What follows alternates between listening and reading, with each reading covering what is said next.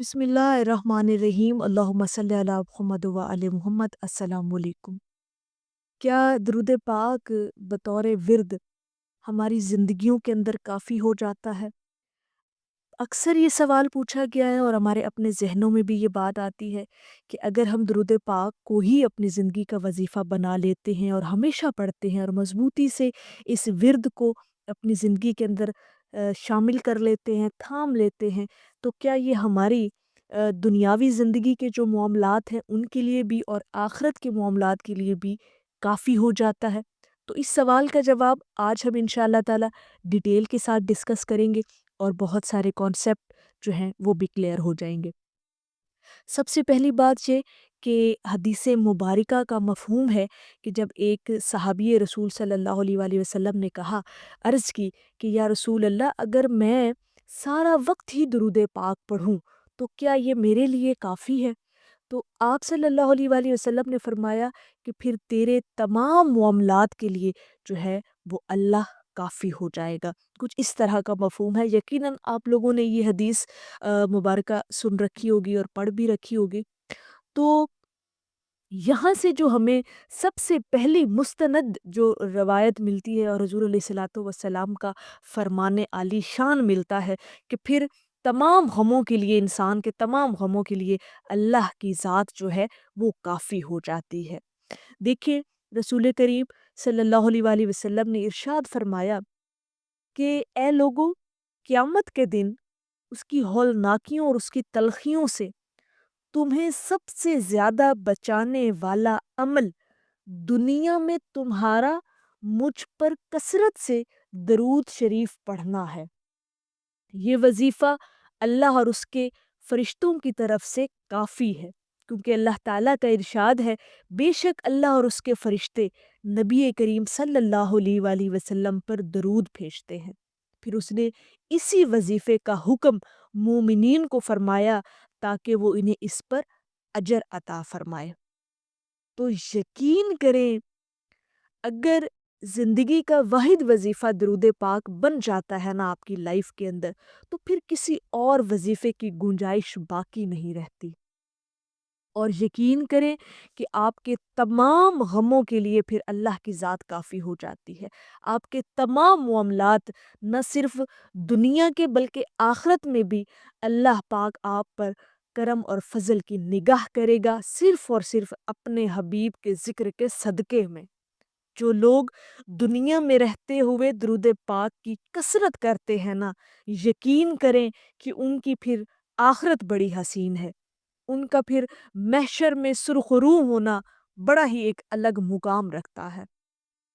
اور جنہوں نے درود پاک کو اپنی زندگی کا وظیفہ بنایا، پھر تاریخ گواہ ہے کہ پھر ان کے بیڑے پار ہو گئے، نہ صرف اس دنیاوی زندگی کے اندر بلکہ آخرت میں بھی اللہ پاک نے ان کے ساتھ بڑا ہی خیر اور بھلائی کا معاملہ فرمایا۔ تو درود پاک ایک ایسی عبادت ہے، ایک ایسی طاقت اللہ پاک نے اور روحانیت اور ایک ایسی رحمت رکھی ہے درود پاک کے ذکر، اس عمل میں، اس عبادت میں، اس ذکر میں، کہ آپ سوچ بھی نہیں سکتے۔ اور ذکر کا مطلب کیا ہے؟ دیکھیں، کوئی بھی اگر ہم ذکر کرتے ہیں، اپنی زبان پر ورد جاری رکھتے ہیں، اس کا مطلب یہ ہے کہ ہم ہر وقت اپنی زبانوں کو اللہ کے ذکر سے تر رکھیں۔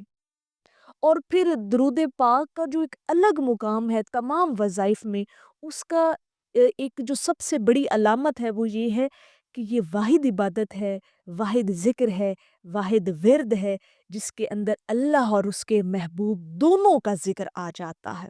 یعنی درود پاک پڑھنے والا جو شخص ہے نا، وہ دو کریموں میں آ جاتا ہے۔ اللہ بھی کریم ہے اور اس کا محبوب بھی کریم ہے۔ اور جس شخص پر دونوں کریموں کی نظر عنایت ہوگی، کرم کی اور فضل کی نگاہ ہوگی، پھر اس شخص کا تو ویسے ہی بیڑا پار ہے، اس دنیا کے اندر بھی اور آخرت کے اندر بھی۔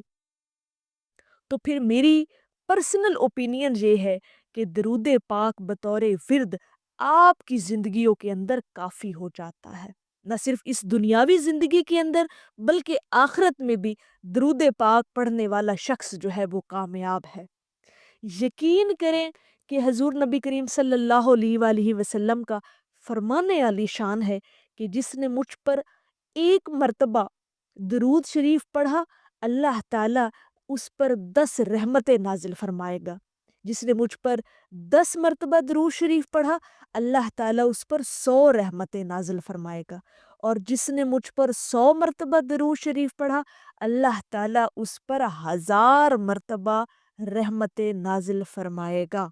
اور جس نے مجھ پر 1000 مرتبہ درود شریف پڑھا، جنت کے دروازے پر اس کا کندھا میرے کندھے سے چھو جائے گا۔ سبحان اللہ۔ جس نے درود پاک دنیا میں رہتے ہوئے اپنی زندگی کا واحد وظیفہ بنا لیا تو اس کے زندگی کے معاملات بھی اس پر آسان کر دیے جاتے ہیں، اللہ رب العزت کی طرف سے اس کی زندگی کو سہل بنا دیا جاتا ہے۔ ایک بات، اور جو دوسری بات یہ ہے کہ آخرت میں بھی اس کو نبی کریم صلی اللہ علیہ وآلہ وسلم کی شفاعت جو ہے وہ نصیب ہوگی۔ اس شخص کو جو ہے وہ نبی کریم صلی اللہ علیہ وآلہ وسلم کا قرب نصیب ہوگا، اور جس کو حضور کا قرب نصیب ہو گیا اس کو اور چاہیے کیا بحیثیت مومن، بحیثیت مسلمان۔ تو درود پاک آپ اپنی زندگی کا وظیفہ بلا جھجک، بے خوف و خطر اپنی زندگی کا وظیفہ بنائیں، واحد ورد بنا لیں اپنی زندگی کا، اور ہر وقت اپنی زبان کے اوپر درود پاک کو جاری رکھا کریں۔ یقین کریں کہ آپ کے تمام معاملات کے لیے اللہ کی ذات کافی ہو جائے گی۔ یہ ورد، یہ ذکر آپ کے تمام معاملات کے لیے کافی ہو جائے گا۔ درود پاک کے اندر اللہ پاک نے رحمتیں ہی رحمتیں رکھی ہیں، اور جس شخص پر رحمتوں کی بارش ہمیشہ رہے گی وہ کبھی بھی غمگین نہیں ہو سکتا، وہ کبھی بھی غم زدہ نہیں ہو سکتا، کبھی بھی آزمائشوں میں نہیں آ سکتا۔ اور اگر بالفرض آ بھی جاتی ہے کوئی آزمائش اللہ پاک کی طرف سے اپنے بندے کو آزمانے کے لیے، تو درود پاک کے صدقے میں اللہ پاک ایسے اسباب پیدا فرمائے گا کہ اس کی آزمائش بھی وہ ٹل جائے گی۔ تو درود پاک کو اپنی زندگی کا واحد وظیفہ بنائیں، انشاءاللہ تعالی درود پاک آپ کی زندگیوں میں کافی ہو جائے گا، بطور ورد بھی، ذکر بھی، بطور عبادت بھی، انشاءاللہ تعالی۔ یہ ہمارا ایمان ہونا چاہیے، اللہ کی ذات پر توکل اور ہمارا بھروسہ ہونا چاہیے، اور نبی علیہ الصلوۃ والسلام سے ہماری محبت اور عقیدت کا بھی اظہار ہونا چاہیے۔ تو بس پھر یہ ہمارے لیے کافی ہو جاتی ہے، یہ عبادت، یہ ورد، یہ ذکر۔ میری اللہ رب العزت کی بارگاہ میں دعا ہے کہ اللہ پاک آپ کو اور مجھے ہر وقت اور ہر سانس کے ساتھ اپنے نبی علیہ الصلوۃ والسلام پر درود پاک پڑھنے کی توفیق عطا فرمائے۔ آمین یا رب العالمین۔ اور آخر میں ہے کہ آپ سے واجب ہے محبت کا تعلق رکھنا۔ ایسی مقبول عبادت کو قضا کون کرے؟ ایک دفعہ محبت سے پڑھ لیجئے صلی اللہ علیہ حبیبہ محمد و آلہ وسلم۔